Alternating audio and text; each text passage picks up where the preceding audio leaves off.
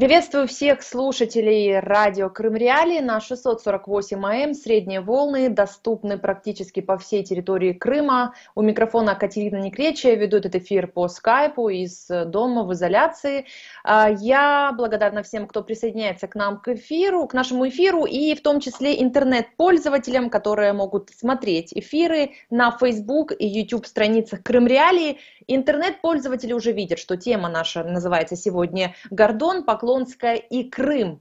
Собственно, думаю, что многие из вас уже слышали об этом нашумевшем интервью. 11 мая на канале Дмитрия Гордона в Ютубе появилось интервью с экс-прокурором аннексированного Крыма, а ныне депутатом Госдумы соседней России Натальей Поклонской. А это интервью вызвало много реакций среди украинских политиков и журналистов. Почему это интервью вызвало такой резонанс среди и крымских журналистов, и украинских, в общем, да, и в чем Поклонскую обвиняют в Украине, поговорим, что такое журналистика, какие элементы могут быть манипуляции в разного рода материалах, стоит ли верить безоговорочно всему, что говорят с экранов телевизора или в интернете, и как оценивают крымчане события 26 февраля 2014 года. Наталья Поклонская об этом говорила, и, собственно, что же считает, как считает Наталья Поклонская, нарушила ли она в свое время украинскую присягу. Все это обсудим в нынешнем эфире незамедлительно. Я призываю вас, дорогие наши слушатели и зрители, участвовать в этом эфире. 8 800 10 06 926, абсолютно бесплатный номер телефона для жителей Крыма, и вы можете задать свой вопрос или как-то прокомментировать, если смотрели, например, это интервью. Мы, конечно, сейчас в этом эфире будем собирать разные точки зрения. Что важно, что мы обратились к Дмитрию Гордону, можно сказать, виновнику, вот, в общем-то, всех этих событий, да, он обратил внимание в очередной раз на свою деятельность, и вот один из таких самых известных интервьюеров страны. Собственно, после интервью с Натальей Поклонской было бы интересно услышать, как он относится к критике, которая прозвучала. В этом эфире он поучаствовать не смог, но наше приглашение открыто, мы готовы и с ним пообщаться. В этом же эфире будут представлены фрагменты из этого интервью. Теперь немного о реакции. Вот постоянный представитель президента Украины в Автономной Республике Крым Антон Кориневич, например, заявил, что лица, которые напрямую способствовали оккупации части Украины, не могут и не будут считаться голосом крымчан. Я отмечу, что в трехчасовом интервью Наталья Поклонская называла, конечно, себя крымчанкой и также вспоминала о том, что она, в общем-то, родилась в Донецкой области, да, но и в то же время говорила такие фразы, что «я Украина, я Россия». Но, конечно же, прямая ассоциация у многих существует и такая, что вот Наталья Поклонская является голосом крымчан. Слышим, что Антон Кориневич не согласен с этим. Например, еще журналистка из Крыма Валентина Самар считает, что Наталью Поклонскую украинские правоохранительные органы могли осудить заочно, но не сделали это за все эти годы, показав свою безрезультатность. Об этом мы тоже сегодня поговорим. А вот глава Меджлиса крымско-татарского народа Рифат Чубаров, которого неоднократно вспоминали в этом интервью, считает, что сам факт такого разговора с Натальей Поклонской оскорбляет тех, кто сейчас в Крыму лишен свободы, в том числе из-за ее действий. Об этом Рифат Ага написал у себя в Фейсбуке, а мы готовы пообщаться с ним и в этом эфире. Если он уже на связи, скажите мне, пожалуйста, кто-то из редактор, да, то мы будем общаться. Да, все, супер. Рифат Ага, приветствую вас. Добрый день. Вы написали достаточно резкий пост у себя на Фейсбуке, отреагировали так на факт появления такого интервью, которое Дмитрий Гордон взял у Натальи Поклонской. Мне хочется спросить у вас, во-первых, смотрели ли вы все или, может быть, какие-то отдельные части? Да, я смотрел все, поскольку мне заранее несколько человек прислали ссылки на вот это интервью, которое заранее было анонсировано. Это первое. Второе, я знаю Дмитрия Гордона и его многие интервью, которые были заметным явлением журналистики, и особенно последних лет, когда он очень четко расставлял акценты в отношении российской агрессии, в отношении оценок тех или иных людей. Они, в общем-то, журналистики. И для меня было очень большим, в общем-то, удивлением именно вот вчерашний и формат, и стиль состоявшегося интервью. И поэтому вот это право того, то, что я знаю Гордона, позволило мне действительно очень резко оценить это интервью. Я исходил из следующего. Поклонская – военный преступник. И военные преступления она совершила на территории Украины и против Украины. Это первое. Гордон – украинский журналист, и интервью он брал у Поклонской с территории Украины. В ситуации, когда военный преступник, госпожа Поклонская, недосягаема, физически недосягаема для украинского правосудия, то подобного рода интервью, где она может просто безгранично нести ложь, инсинуации, клеветать, оправдывать себя, других военных преступников, я считаю недопустимым. Единственная форма интервью, которая могла бы быть с госпожой Поклонской до того, как состоится суд, это форма допроса. Допроса между следователем и человеком, совершившим преступление. Рифат Ака, мы будем в нашем эфире еще сегодня говорить и с медиаэкспертами, в том числе, как можно оценивать это интервью с журналистской точки зрения. Вы достаточно резко высказали, что у журналистов должна быть некая грань, да, и, собственно, тут хочется у вас спросить, пойдете ли вы на интервью к Дмитрию Гордону после того, как вот он пообщался с Натальей Поклонской? Давайте я сейчас не буду отвечать на этот вопрос. Все будет зависеть от того, ну, скажем так, какая цель будет ставиться журналистам, который, скажем, будет предлагать мне сделать интервью. Я не готов сейчас отвечать на ваш вопрос, но я не хотел бы, чтобы сейчас, знаете, вот состоявшееся это интервью, оно все абсолютно бы, переводилось бы в отношении одного-двух человек, в данном случае журналиста и Поклонской, с кем вчера брал это интервью. Тут действительно есть тема и почва, и основания для разговора более принципиального. Я хочу просто еще раз повторить свою мысль, может быть, немного другими словами и рассуждениями. В той ситуации, когда у человека, совершившего преступления, по крайней мере, как минимум подозреваемого в военных преступлениях, брать интервью до того, как этот человек стал доступен органам правосудия, пока в отношении этого человека хотя бы не совершены следственные мероприятия, ему не предъявлены доказательства, улики, когда с этого человека не составлены протоколы его допросов, это говорит о том, что этот человек, находясь на далеком расстоянии от места совершения преступления и от органов правосудия, которые его ищут, этот человек может дальше пропагандировать, оправдывать и настаивать на правильности совершенного им преступления. Вчера, по крайней мере, с моей точки зрения, человека, который очень много знает деталей, в том числе, видите, она вчера упомянула, что я в ее кабинете позволил, мол, ее оскорбить. Но она вела себя просто как девица легкого поведения в том кабинете, но я же об этом мало где говорил и говорю. Но сейчас просто у меня это, извините, как бы выразилось, но это все говорит о том, что когда преступник доступен журналистам после проведения следствия, тогда преступник ограничен той доказательной базой, которая в отношении него есть.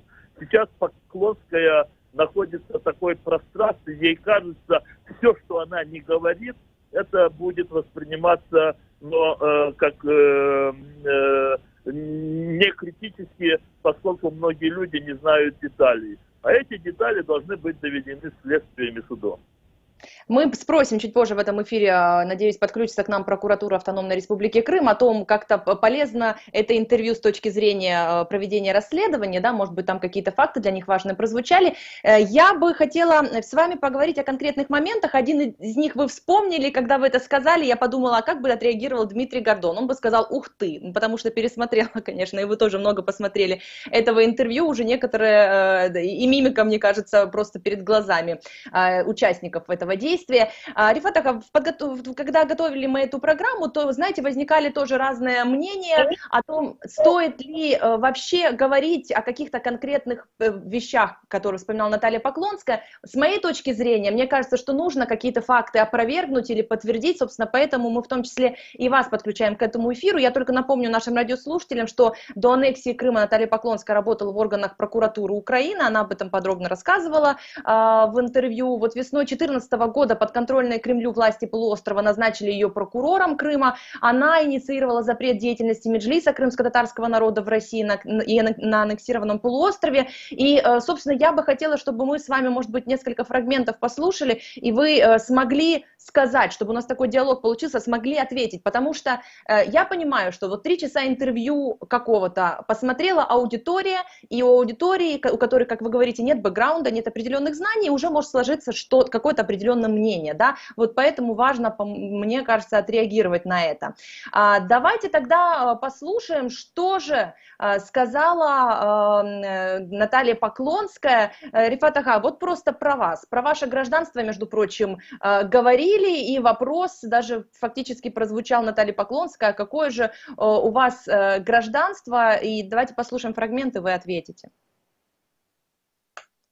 В соответствии, опять-таки, вот я читаю федеральный закон о вхождении Крыма в состав России. Значит, все жители Крыма автоматически обретают гражданство Российской Федерации, правильно? Кто изъявил желание, да. Чубаров, как житель Крыма, разве не является в соответствии с этим законом гражданином Российской Федерации? А в таком случае, как можно было выдворить своего же гражданина, понимаете? Я не знаю, получил он паспорт гражданина Российской Федерации, а мне кажется, еще со времен Украины у него уже 3 паспорта лежало. Поэтому то еще тот, все нормально у него с гражданствами. Вот, но я не в курсе, какое у него сейчас гражданство и обладает ли он российским. И опять-таки запрет на въезд на территорию Российской Федерации я не могла бы носить. Это не мои документы. Вот, собственно, мы послушали фрагмент, и я напомню, что 26 февраля 2014 года, тогда перед зданием Крымского парламента состоялся масштабный митинг сторонников и противников территориальной целостности Украины, в том числе, в числе первых, да, были крымско-татарские и проукраинские активисты, им противостояли пророссийские активисты. В январе 2015 года Крымское управление Следкома России возбудило уголовное дело о массовых беспорядках на митинге 26 февраля. Небольшая справка об этом. В общем, в этом контексте разговор также шел о вас, Рифат Ага. Что вы можете ответить на вот такие вот слова Натальи Поклонской? Вот смотрите, мы сейчас с вами будем как раз вот демонстрировать вашим слушателям издержки интервью преступникам, который недосягаем пока еще для правосудия. Этот преступник может говорить все, что угодно, и тогда те, которые, ну, скажем так, оболганные или в отношении которых прозвучала ложь или клевета, должны как бы оправдываться. Если бы это то, что она сейчас сказала, мы к этому перейдем, она бы утверждала бы в ходе следствия, когда бы ее допрашивали следователи. Если бы после этого она бы уже, давая интервью из заключения, из мест или в ходе там судебного перерыва, утверждала бы о том, что у меня есть там 3 паспорта, и сейчас она просто не знает, какой страны я гражданин, то тогда это приобретало бы совершенно, знаете, вот иной характер, и иные тут вступали бы правовые механизмы. Да она бы просто этого бы не говорила, потому что, как сейчас, она бы не чувствовала тогда свою безнаказанность за все то, что она просто вот выкидывает в эфир. Но, разумеется, я гражданин Украины, и только лишь Украины. Никаких у меня других гражданств никогда не было и нет. С 91 года с дня провозглашения независимости Украины. Разумеется, они не имели права меня выкидывать из Крыма через так называемый, мы сейчас не говорим о том, что сам по себе запрет на въезд на территорию Российской Федерации никак не был правомерен в отношении украинского Крыма, который был оккупирован уже к тому времени Российской Федерацией. Но даже если на минутку допустить, что мы сейчас анализируем собственно законодательство Российской Федерации, я продолжал по их законам быть депутатом Верховной Рады Автономной Республики Крым. И в соответствии с их законами на то время депутат местных законодательных органов не мог быть притянут к суду или в отношении него бы какое-то административное действие совершалось без определения суда.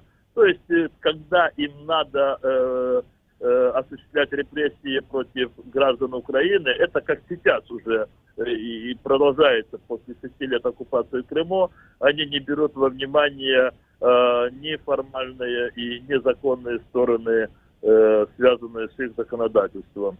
Вот так я бы оценил бы то, что она сейчас сказала. Спасибо вам за это. Я напомню номер телефона для наших слушателей 8 800 10 06 926. Вы можете также поучаствовать в этом эфире, задать свои вопросы. Вот сейчас с нами на связи Рифат Чубаров, глава Меджлиса крымско-татарского народа. Вот в контексте 26 февраля и шел разговор у Дмитрия Гордона с Натальей Поклонской. И вот, собственно, о чем поговорили, да, как об этой дате. Нужно сказать, Рифат Ака, что там вас также вспоминали.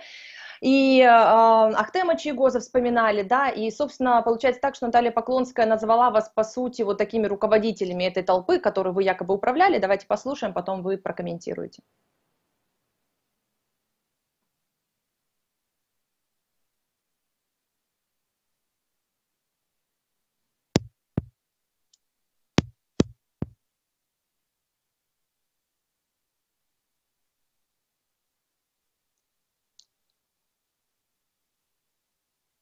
Крымские татары, вот пострадавший народ, на мой взгляд. Мы помним прекрасно, что творилось при Сталине, когда их вывезли, как и чеченцев, ингушей, еще ряд народов. Сколько людей умерло по дороге, сколько умерло в ссылке, никто не считает. Вы не считаете, что они имеют куда большее право распоряжаться своими действиями на своей родине в Крыму, чем россияне, которые теперь им рассказывают, как себя вести?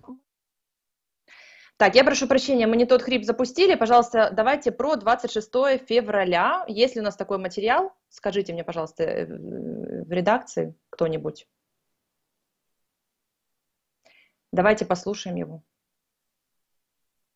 По поводу 26 февраля, когда я уже приступила к выполнению своих обязанностей, мы делали инвентаризацию всех наших уголовных дел и заявлений о совершенных там преступлениях, правонарушениях и тому подобное. Самые актуальные и неоднозначные клались мне на стол, и я их лично пересматривала. Один материал был по 26 февраля. Там было 3 трупа. Конечно, не возбудить уголовное дело по факту причинения насильственной смерти людям, это преступление, так нельзя, это укрывательство. Поэтому было возбуждено фактовое уголовное дело по факту массовых беспорядков. Потом уже в рамках расследования были установлены лица, которые руководили и говорили, куда идти, где давить людей, куда там прорываться. Рифат Ага, вот, собственно, такие сведения, как утверждает Наталья Поклонская, есть у нее, да. Тут, конечно, я должна сказать, что мы много говорим и в наших эфирах, и много писали, и снимали про дело 26 февраля, но понимаем, что есть часть людей, которые, не читали, наверное, Крым Реалии, возможно, не слышали и наши с вами в том числе интервью о том, что происходило, да. Но еще раз напомню, что в январе 2015 года Крымское управление Следкома России возбудило уголовное дело о массовых беспорядках на митинге 26 февраля были задержаны. Это среди задержанных именно это люди, которые сторонники территориальной целостности Украины, зампредседателя Меджлиса крымско-татарского народа Ахтем Чийгоз, активисты Али Асанов, Мустафа Дикимирджи, Экскандер Кантемиров, Талят Юнусов и Арсен Юнусов, Искандер Небиев. В общем-то, вроде как это дело нашумевшее, но видим, что нет, да, видим, что не все, наверное, еще в курсе. Может быть, вы прокомментируете и как-то аудитории объясните, о чем речь все-таки? Но смотрите, действительно очень неблагодарное дело, каждое лживое заявление, каждое со стороны Поклонской пытаться обосновывать. Я мог бы сказать о том, что состоялся суд незаконный, неправомочный над Ахтемом Чийгозом, но даже на этом незаконном суде процессуально все рассмотрено и закреплено в протоколах о том, что кто, когда, каким образом принимал решения, фиксировал, формулировал, регистрировал. Украинские правозащитные организации еще в 2015 году, я сейчас просто не помню название организации, чтобы никого не обидеть и не перепутать, но они сделали прекрасное такое исследование и издали его в виде хорошей такой книжечки, и она была презентована на многих международных форумах, где все то, что связано с митингом протеста, митингом защиты территориальной целостности Украины в части Крыма, все буквально расписано по минутам, когда Меджлис крымско-татарского народа принял решение, когда и кем было подписано заявление в органы местной власти, Симферопольский горисполком, когда и во сколько и кто отнес, когда русское единство Крыма выступило тоже со своей инициативой и вопреки решению Меджлиса. Все это есть. Тут абсолютно в ином. Оккупационной власти необходимо было найти поводы для того, чтобы организовать широкие репрессии против крымских татар. И 26 февраля митинг поддержки территориальной целостности украинского государства они взяли как за одно из таких событий. Там вчера она утверждала, что там 3 погибших, но, насколько нам известно, до настоящего времени 2 участника митинга, которые умерли в ходе этого митинга. Один, правда, немножко дальше, чем, собственно, события. Я, как человек, который непосредственно имел отношение к принятию решений, я подписывал решение Меджлиса о созыве митинга 26-го утром. Естественно, после митинга я несколько раз обращался в органы здравоохранения города Симферополя.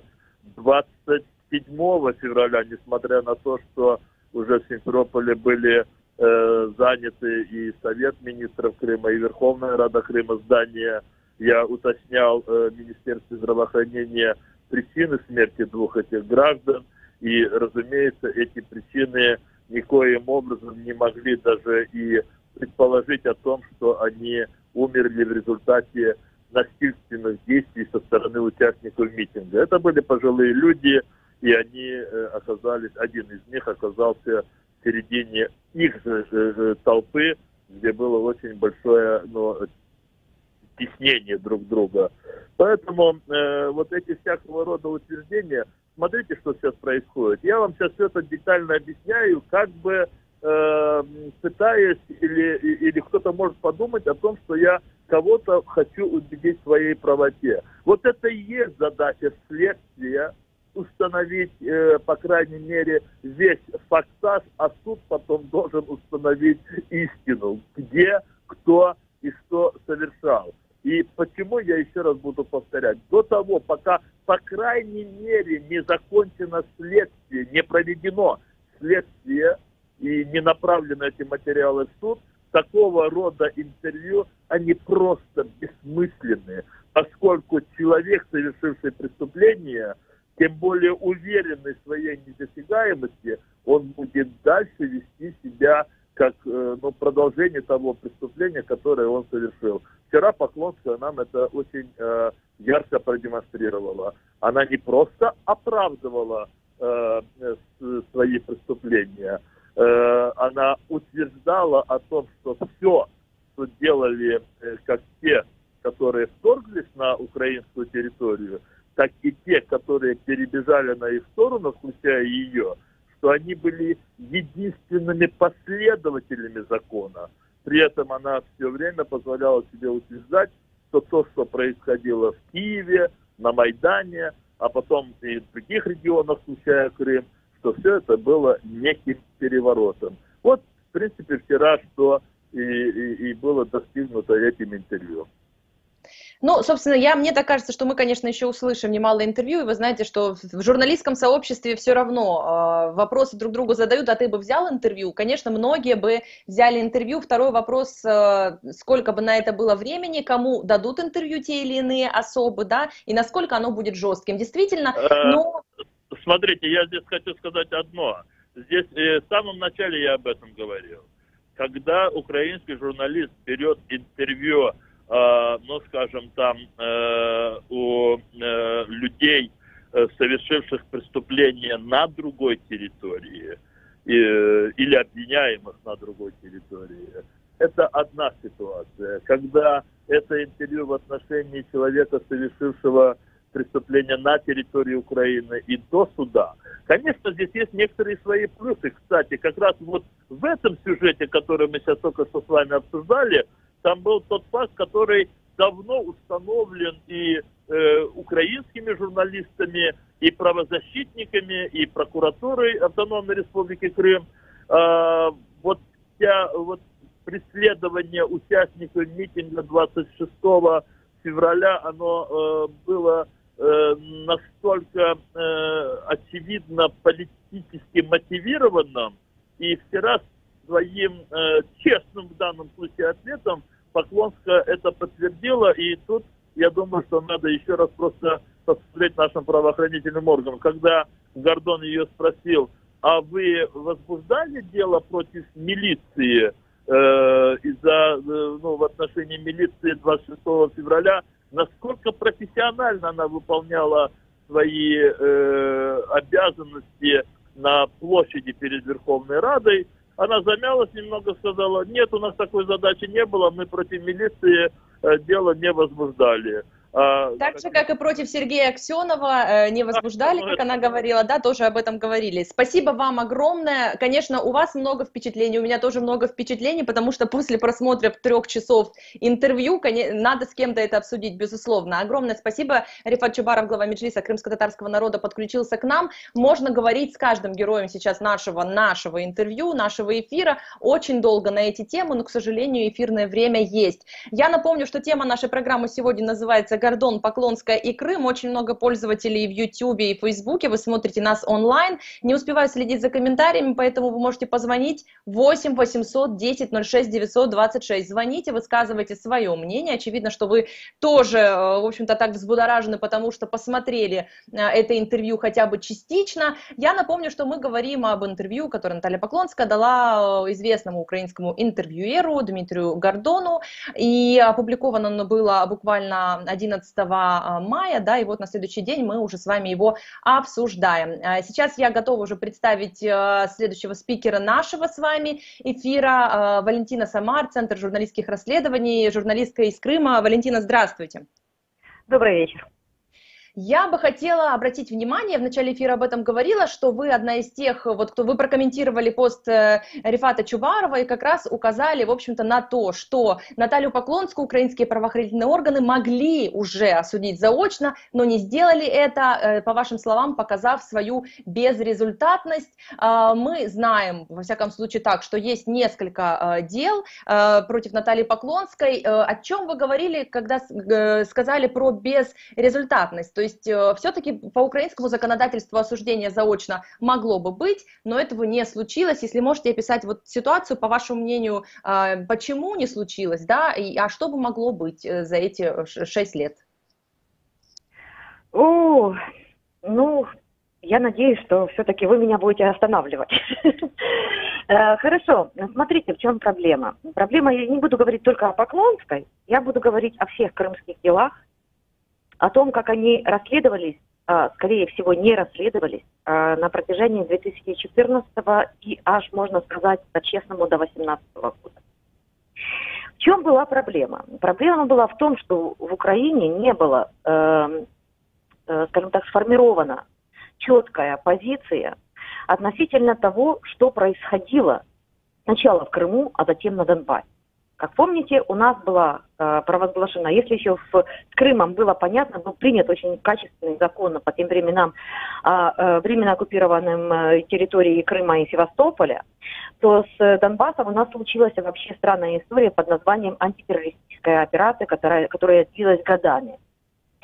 В связи с этим многие уголовные дела были квалифицированы, многие проваджения были квалифицированы именно по статье о терроризме, о финансировании терроризма, о создании террористических организаций, о подготовке террористических актов, чего на самом деле не было. Более того, в это же время Украина уже в 2014 году решением Верховной Рады признала юрисдикцию Международного уголовного суда в Гааге, не ратифицируя Римского устава, но признала, по сути, его юрисдикцию по ситуации в Украине по 3 кейсам: Крым, Донбасс и убийство на Майдане. И вот это при этом все преступления, которые совершались на территории уже оккупированного Крыма, в соответствии с международным гуманитарным правом, в соответствии с Женевскими конвенциями, должны были бы расследоваться в плане как военные преступления, потому что эта территория оккупирована. И офис прокурора Международного уголовного суда в своих ежегодных декабрьских отчетах о предварительном изучении ситуации в Украине именно так и квалифицирует ситуацию в Крыму. Это оккупированная территория, ситуация в Крыму – это международный вооруженный конфликт.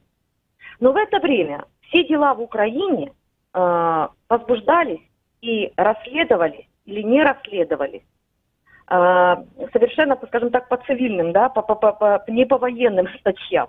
Более того, в Уголовном кодексе Украины долгое время только единственная статья была 438-я, которая предусматривала наказание за нарушение закона войны, да, нарушение обычаев и законов войны.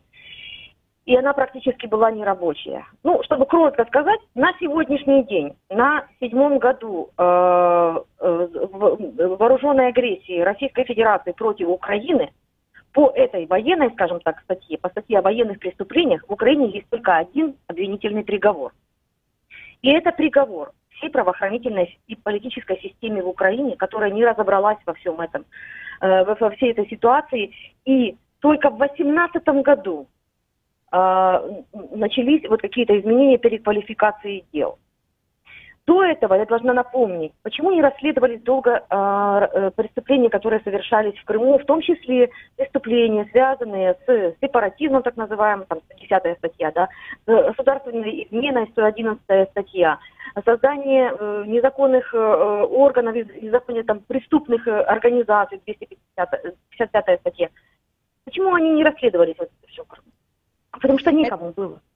Потому что прокуратура Крыма была воссоздана в 2014 году, а полиция, у которой абсолютная крымский глав МВД, подследственность которого эти дела, его не было аж до 2015 года. Понимаете?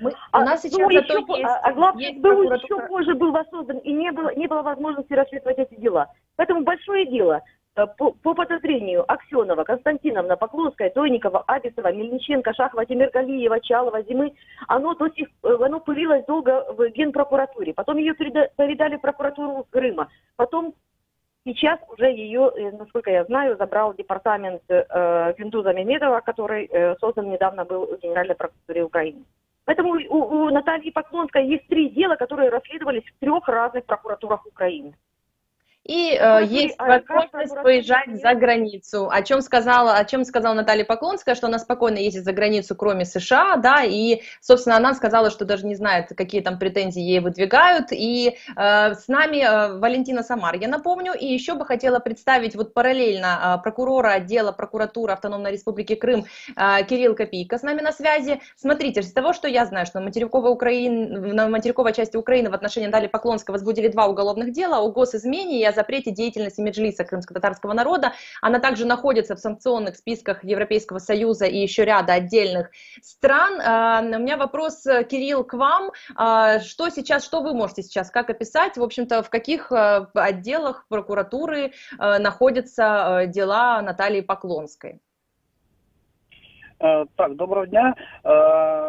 Дійсно, прокуратура Автономної Республіки Крим здійснюється досудове розслідування в кримінальному провадженні за підозрою Поклонської у вчиненні злочинів, передбачених частиною 1 статті 438 Кримінального кодексу України, а саме порушення законів та звичаїв війни. В тому числі через те, що остання, будучи представником окупаційної влади та співробітником окупаційного правоохоронного органу Російської Федерації, сприяла забороні Меджлісу кримсько-татарського народу, а також приймала участь у незаконному кримінальному переслідуванні учасників мітингу під будівлею Верховної Ради Автономної Республіки Крим 26 лютого 2014 року. В тому числі саме законодавство, яке застосовувалося при переслідуванні активістів акції протесту під будівлею Верховної Ради, застосовувалося ретроспективно, а саме застосовувалося кримінальне законодавство Російської Федерації до осіб, які на момент вчинення інкримінованих їм діянь перебували на неокупованій на той момент території України, а тому до них мало застосовуватися саме кримінальне законодавство України. На теперішній час підозрювана оголошена в розшук, кримінальне провадження зупинено у зв'язку з розшуком підозрюваної. Та на теперішній час вирішується питання щодо здійснення спеціального досудового розслідування відносно підозрюваної. У нас есть слушатель, который дозвонился к нам по номеру 8 810 06 926. С нами на связи, я напомню, Кирилл Копейко из прокуратуры Автономной Республики Крым и Валентина Самар, крымская журналистка. Вы, значит, сейчас обращаюсь к нашему слушателю уже в эфире. Представьтесь, пожалуйста, если можете, откуда вы нам звоните, ваш вопрос или комментарий. Мое почтение, пани Никречи. Я крымчанин.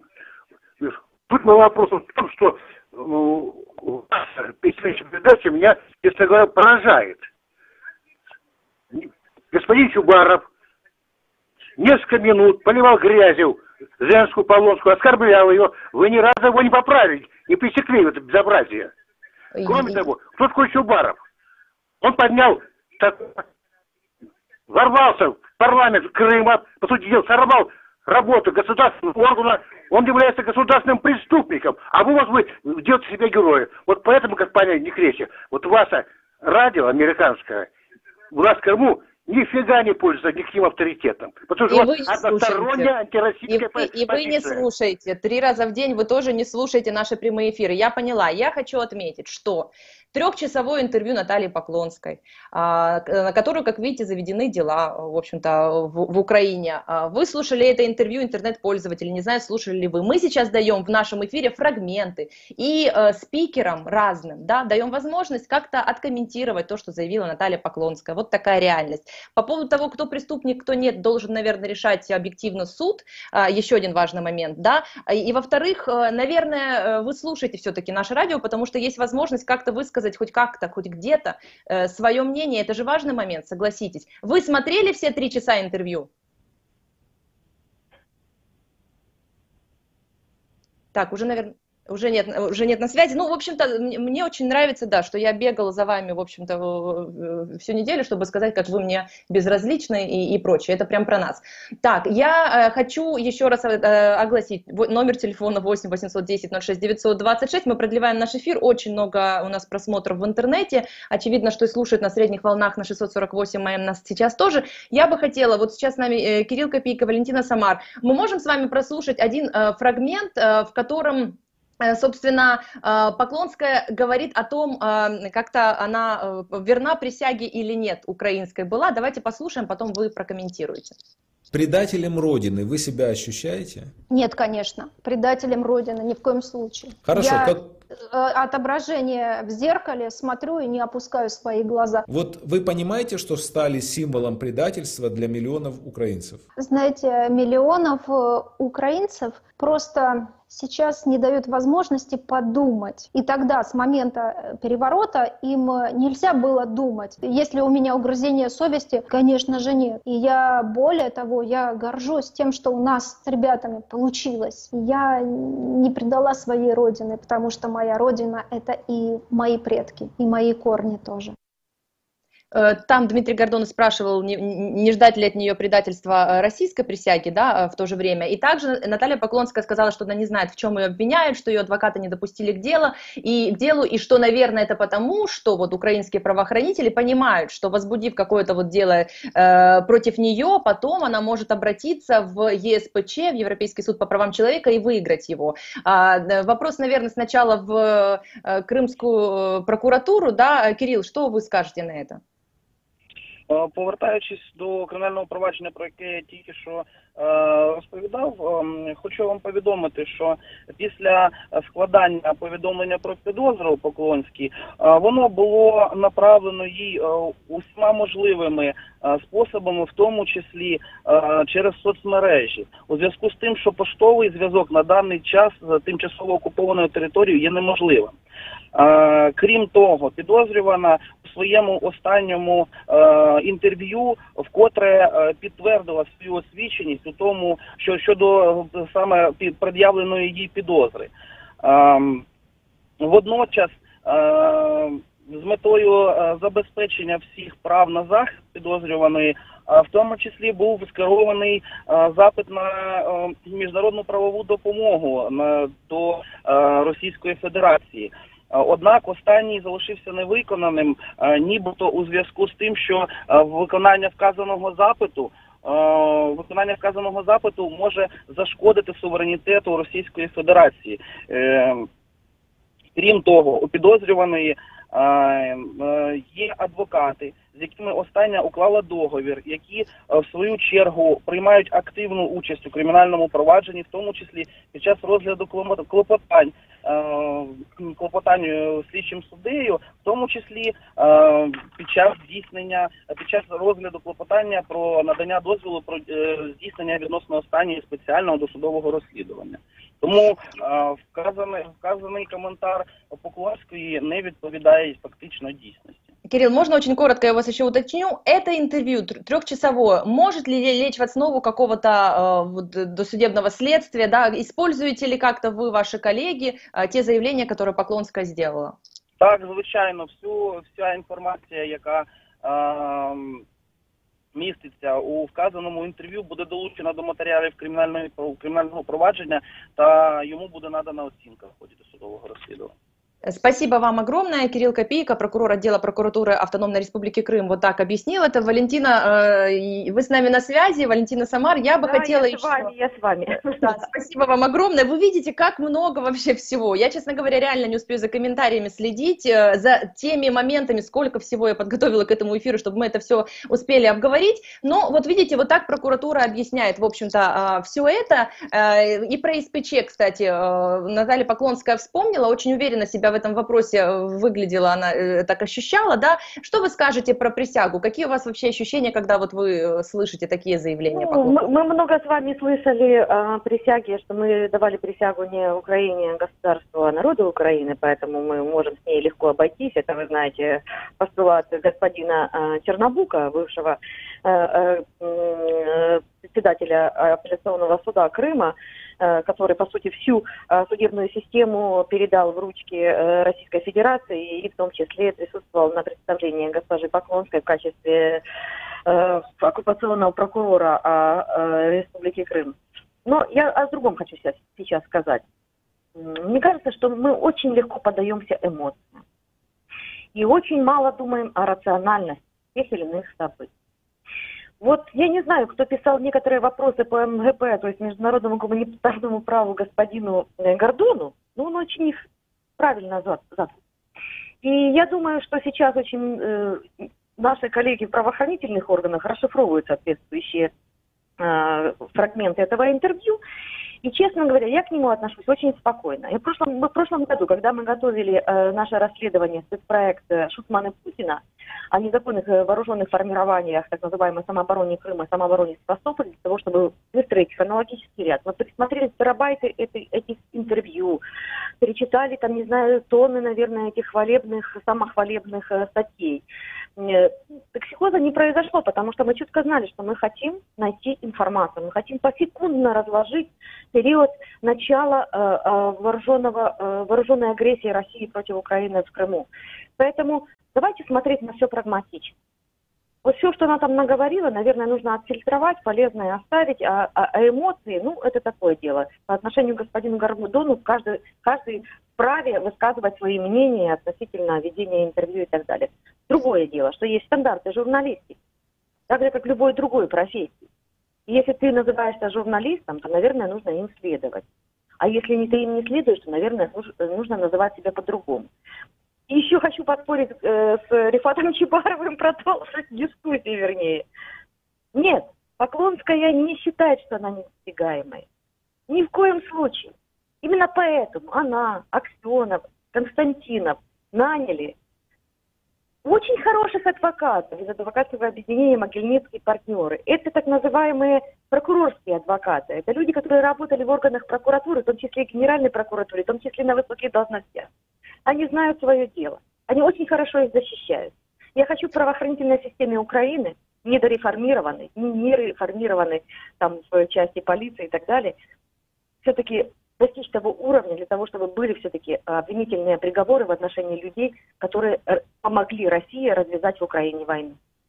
Я должна тут откомментировать, что и в начале эфира об этом говорила, что мы связывались с Дмитрием Гордоном, он не смог сегодня выйти к нам в эфир, нам очень важно его также реакцию, в общем-то, услышать на те реакции, которые произошли после этого интервью. Мы готовы выслушать его в нашем эфире, поговорить с ним, потому что это правда интересно. Другой вопрос действительно, что есть журналистика и факты, и новости, и там материалы журналистские, а что есть интервью, жанры тоже могут быть там внутри разными, поэтому во всяком случае есть 3 часа материала, как вы говорите, и для прокуратуры, и для журналистов, и есть поговорить о чем вообще всем получается.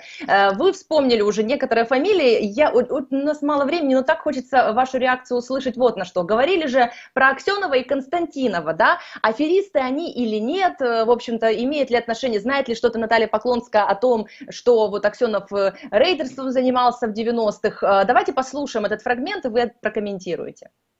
Вы все равно же узнали наверняка со временем, что он отличался в 90-е годы, был в рэкете, кличка Гоблин. Вас это не смутило? Дмитрий, мне кажется, если по каждому... Я родилась в 80-м году, чисто физически, из-за того, что я женщина, и возраст был маловат, я не могла быть бандиткой.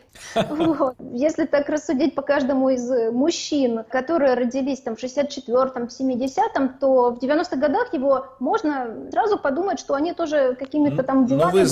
Но вы знаете, что он занимался рэкетом? Это вы знаете? Нет, я не знаю, что он занимался рэкетом. Отвечу почему. Потому что я буду знать, что человек занимался конкретно составом преступления. Когда будет приговор. Рекетирство, вымогательство, убийство. Когда у меня будет судебное решение. Понимаю. Я знаю, что Сергей Валерьевич в 90-х годах чем-то занимался. Чем он занимался? Я не беру смелость на себя это прокомментировать, потому что У меня не было уголовных дел. Вы упомянули сейчас Константинова, который руководит до сих пор Верховным Советом Крыма. Я вам скажу, что была такая группа «Отпетые мошенники», помните? Может, и есть до сих пор. Но это отпетый мошенник. Почему? Потому что, руководя фирмой «Консоль», он брал с людей деньги, а потом не выполнял обязательства. Например, вот перед вами сидит человек, которому он должен несколько миллионов долларов. Вот я вложил в его дом, который он строил в Киеве на улице Богдана Хмельницкого, дом до сих пор не сдан, и прошло с той поры уже 18 лет. Ну, чистый аферист, мошенник. Я ему в глаза это говорил, что ты мошенник и аферист. Вот вы знали, что Константинов, второй лидер Крымской весны, мошенник? Для меня сейчас откровение то, что вот вы так попали в такую историю нехорошую, и еще замешанную с Владимиром Андреевичем. Вы знаете, действительно ко мне в прокуратуру в Крымскую приходили люди, которые обращались к Владимиру Андреевичу по поводу недостроев. Они оплатили деньги, все, а дома не сданы в эксплуатацию. Но приговора нет, правильно?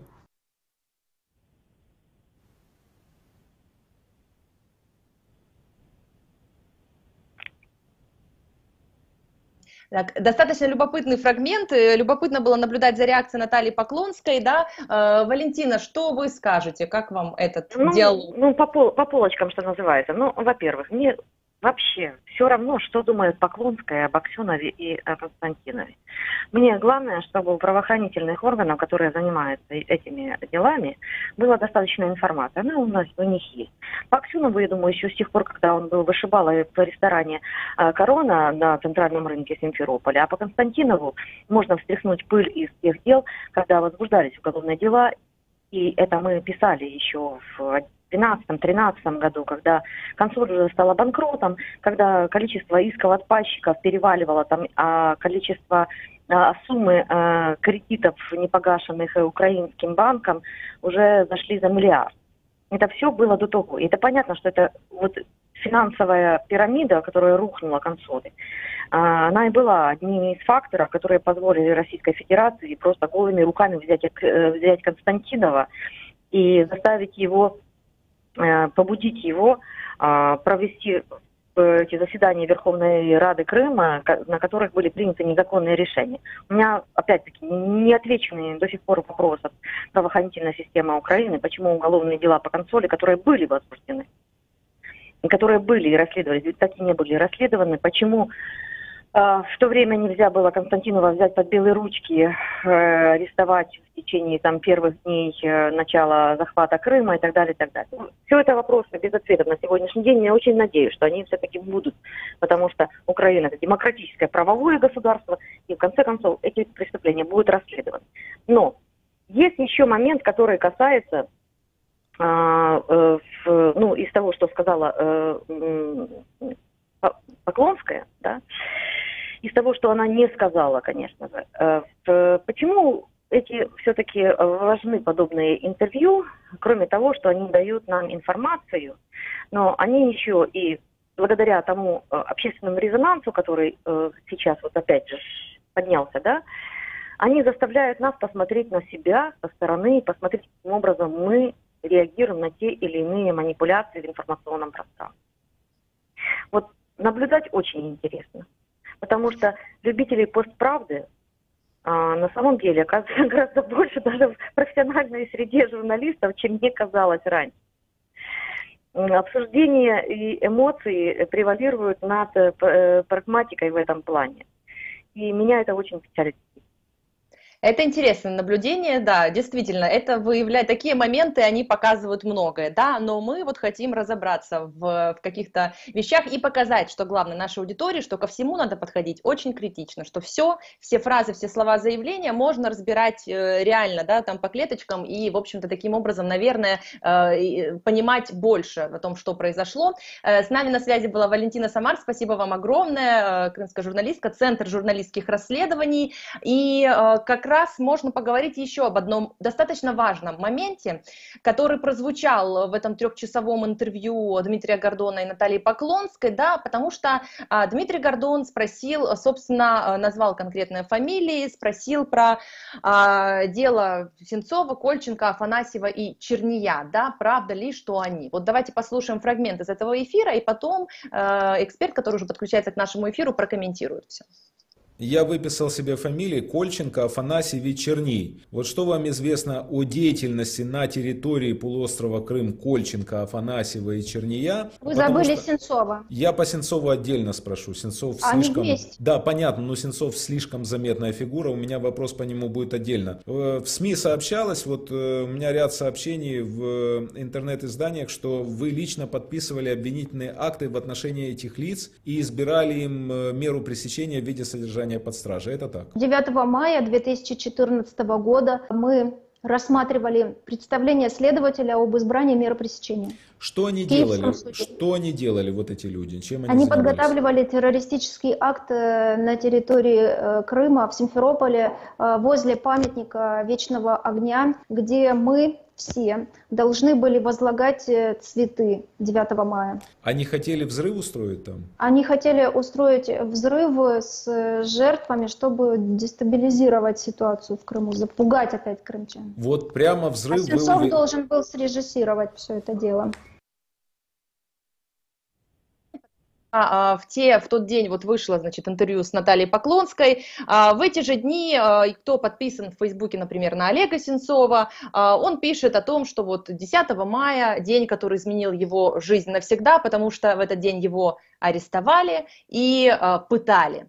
Да, и, конечно, настолько разная информация, как мы слышим, да, и хотелось бы, чтобы ее прокомментировал для нас с вами, дорогая наша аудитория, человек, в общем-то, который в этом что-то понимает. Мы обратились, конечно же, к правозащитникам, потому что, вы знаете, дела конкретные, и вы знаете, что там Олег Сенцов немногим давал интервью Крымреале, он дал интервью, рассказывал подробнее, что-то как Саша Кольченко давал интервью. Вот сейчас Александра Романцова, менеджер проектов Центра гражданских свобод, расскажет нам, что вы скажете, Александра, по поводу вот таких вот заявлений Натальи Поклонской и такого описания истории. Например, она сказала о том, что все, кроме Сенцова, признали, что вот Сенцов был режиссером таких вот террористических актов, которые они хотели организовать. Насколько я помню, да, что Кольченко Александр не признавался в этом, ничего не говорил об этом, а Гена Афанасьев потом забрал свои слова и сказал, что он дал такие показания под пытками, показания обвинительные против Олега Сенцова, да?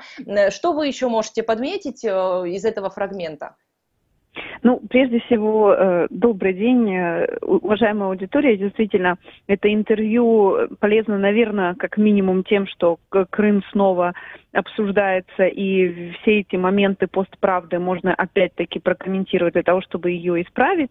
Дивная абсолютно лексика профессионального якобы прокурора, учитывая, что, ну, как она комментирует это в данном случае. Я имею в виду, что так вот как-то на уровне школьной учительницы. На самом деле, я имею в виду школьной учительницы права, на самом деле, прежде всего, нужно еще раз напомнить, что эти люди обвинялись без возможности полноценной проверки вообще этих фактов, то есть это абсолютно сфабрикованное дело, где 4 абсолютно независимых, никаким образом не связанных друг с другом человека были просто сшиты белыми нитками, да, в рамках дела, которое ФСБ очень было нужно именно для того, чтобы создать впечатление опасности террора, против которого вот бравая российская спецслужба, да, защищает крымчан, и против которых, собственно говоря, и оправдывается суть оккупации, что мы вот вас защищаем от таких страшных вещей. То есть необходимость медийной истории с таким размахом была очень, очень понятна, очень очевидна и является основной мотивацией ее создания. Дальше хватались абсолютно не связанные друг с другом люди. Есть люди, которые познакомились, собственно, только в процессах. Вот Кольченко и Сенцов встретились первые от своих общих процессов. Действительно, есть 3 видео. Это Черния, Афанасьева и Кольченко, которые заставили их записать еще еще на этапе, на самом жестком этапе по нашей статистике вот сейчас у нас 93 кейса политзаключенных, и по нашей статистике 92% из них есть подтверждение, что люди, особенно в первые аресты, подвергаются физическим пыткам. В дальнейшем Геннадий Афанасьев очень детально описал, когда был обменен практически в полумертвом состоянии, у человека было заражение крови, и, по сути, я думаю, что это была причина, почему его нам отдали. Тогда вместе в пакете обмене Савченко, да, он очень детально описал, какие именно пытки дальше, собственно, применялись. И никакой возможности предупредить, написать заявление о том, что я дал свидетельство под пытками, у него не было до тех пор, пока его не привезли на суд, собственно, свидетельствовать против Сенцова и Кольченко, где он и заявил о том, что все данные мной свидетельства были получены под пытками. То есть здесь надо очень четко понимать, что это такой большая фабрика медиа-историй, с помощью которых Россия старается контролировать как свой внутренний медиарынок, то есть это население, которое до Крыма лететь только 8 часов, например, с Владивостока, да, для которых создается виртуальная реальность, что такое Крым, почему Крым должен быть наш, и почему это русская земля, и от чего мы, браво, ее защищаем, так и для крымчан, которых постоянно пугали на тот период для того, чтобы дезориентировать, и для того, чтобы не было сопротивления тому, что происходило. Происходила фактически оккупация. Поэтому Александр, вот в этих спасибо делах... вам огромное. Простите большое, что перебиваю. Времени, правда, очень мало. Спасибо вам, что подключились, рассказали. Александра Мантова, менеджер проектов Центра гражданских свобод. Я напомню, что правозащитный центр «Мемориал» внес Олега Сенцова и Александра Кольченко в список политзаключенных. И 7 сентября 2019 года Сенцов и Кольченко были освобождены из российских колоний в результате большого обмена. И больше информации, конечно же, есть на сайте Крым Реалии об этом во всем. Теперь еще важный момент. Я еще раз повторяю, что мы предлагали принять участие в этом эфире Дмитрию Гордону. К сожалению, он не смог на момент эфира принять в нем участие. Наше предложение открыто, потому что говорить есть о чем и завтра, и послезавтра, это понятное дело, да. Но что происходит в журналистском сообществе? Снова поднимаются темы, у кого можно брать интервью, у кого нельзя, как это делать, кто может называться журналистом, а кто не может называться журналистом. В общем, дискуссия продолжается. С нами сейчас на связи Наталья Лигачева, медиаэкспертка, шеф-редактор портала «Детектор Медиа». Наталья, здравствуйте. Добрый день. Кто рассудит журналистов, и все-таки стоит ли Дмитрия Гордона называть журналистом, потому что я, например, предпочитаю интервьюер, да, он такой заметная медиафигура, это безусловно, и в интернете, кстати говоря, тоже, да, но он берет интервью, как-то находит подход к каждому гостю, как он сам это описывает, и, в общем-то, через комплементарные такие вещи ему получается, как он говорит, и он считает, что добыть такую историческую важную информацию, которую потом будут вносить в учебники в том числе. А вы что скажете? Я Дмитрия знаю очень давно, с 80-х еще годов прошлого столетия, поэтому, я его считаю, конечно, журналистом, и он ранее начинал и не только как интервьюер, и он, безусловно, профессионал своего дела. И то, что он берет действительно комплементарные часто интервью, это не потому, что он не может брать других интервью. Он может, он умеет, это просто его стиль, это его метод, так сказать, да, он таким образом располагает к себе собеседников. Можно ли его называть журналистом? Это большой вопрос, но я думаю, что, конечно, журналистская спільнота сейчас возбудилась, но, как всегда, это уходит у нас в песок, потому что это реально очень сложные вопросы. Когда нам даже от ОБСЕ рассказывают, что сейчас у каждого есть право, в том числе и журналиста, на ложь, да, я просто боюсь вот именно этого, что подобная легитимизация таких персон, как Поклонская, она, безусловно, происходит. Хотел этого Дмитрий или не хотел, сознательно он это делает. Но вот такими вкидами в информационное пространство она размывает вообще не только там вопрос, кто есть журналистом, а кто не есть журналистом, а что есть истина, что есть правда. Да? Мы же знаем, что одна из приемов кремлевской пропаганды это вот говорить, а у каждого своя правда. Да? И вот когда Поклонскую приглашают порассуждать о том, что такое Майдан, а была ли оккупация Крыма или не была, то получается, что можно сказать, что вот у вас со своей Небесной Сотни своя правда, а вот у Поклонской своя правда. И кто рассудит, понимаете? То есть размывается само понятие вообще правда, историческая правда и так далее. Вот это опасно. Ну, это и звучало, на самом деле, да, в контексте Майдана, который Наталья Поклонская называла убежденно госпереворотом, что вот в Украине нет свободы слова, и, в общем-то, выразить свое мнение, даже поддержку той же Поклонской, это прям чревато и опасно, да. Но, конечно, да, в журналистском сообществе происходят разговоры.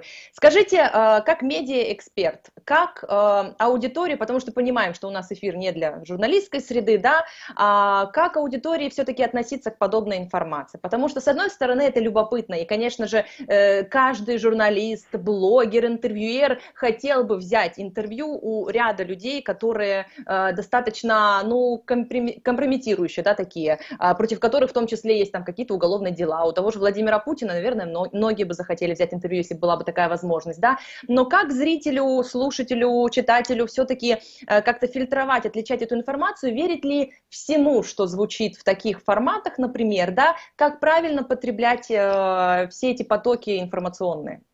То, что верить нельзя, это однозначно, и тем более, когда интервьюер не пытается каким-то образом противостоять, а только просто свои вопросы как бы правильные задает, но разрешает собеседнику говорить все, что угодно и не опровергает этого, да, даже очевидные какие-то вещи. Доверять такой информации нельзя, с одной стороны, а с другой стороны, вы понимаете, вы говорите, что любой журналист мечтает, но Путин – это Путин. Путин решает очень многое, не только в России, а вообще в глобальном мире. А кто такая Поклонская? Вот я скажу честно, я не хочу никого ни в чем обвинять, но у меня тоже очень большие подозрения, как бы, что это интервью не просто вот потому, что Дмитрию Гордону было интересно, да, но потому что, ну, извините, но она марионетка, она просто никто. Это просто раскрученная, медийная, абсолютно циничная, глупая тетка, условно говоря, да, которая вот поймала хайп и волну. Поэтому, ну, я не знаю, в чем, даже не только там общественной значимости в этом интервью никакой нет. Я написала об этом в Фейсбуке, но там даже нет интереса. Мне, честно говоря, вот тяжело смотреть даже 3 часа. Зачем? Почему? Ну, только потому, что это скандал. Ну, и я согласна с Рифатом Чубаровым, который сказал правильную вещь, что люди, которые являются под статьей, ходят у нас, да, против нее открыто дело, у них интервью можно брать только после того, как было судебное решение. Тогда, когда мы понимаем, что есть какая-то все-таки правда установлена, и что этот человек, все, что бы он ни говорил, его надо подвергать сомнению. А когда вот выбрасывается вот так вот, да, вот с Чикатило, можно ли брать интервью было? Да, можно было после того, как его осудили. Но не тогда, когда он совершал свои преступления, да, чтобы он рассказывал, пропагандировать, по сути, Чикатило. Гордон сейчас сделал акт пропаганды этой Поклонской и всего русского мира, который стоит за и такими, в том числе, и тупыми, как она. Вот проблема.